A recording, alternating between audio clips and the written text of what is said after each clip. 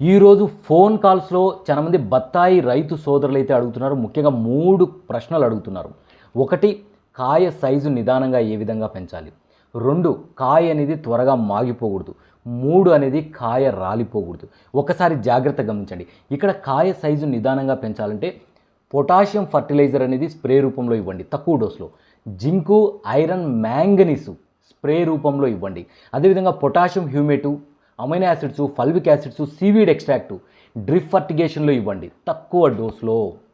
అదేవిధంగా కాయ మాగకుండా gibberellic acid, auxins, plant hormones అనేటివి ఇవ్వాలి. ఇంకా కాయ రాలిపోకుండా కాల్షియం క్లోరైడ్ 27% అనేది 3 grams per liter స్ప్రే చేయించండి. ప్లాంట్ హార్మోన్స్ ఏ విధంగా అంటే ఆ విధంగా స్ప్రే చేయించద్దండి. ఒక ఫార్ములా ప్రకారం మాత్రమే స్ప్రే చేయించాలి. సో దీని గురించి త్వరలో లాంగ్ వీడియో కూడా చేయడం జరుగుతుంది. ఒక్కసారి జాగ్రత్తగా గమనించండి. Thank you.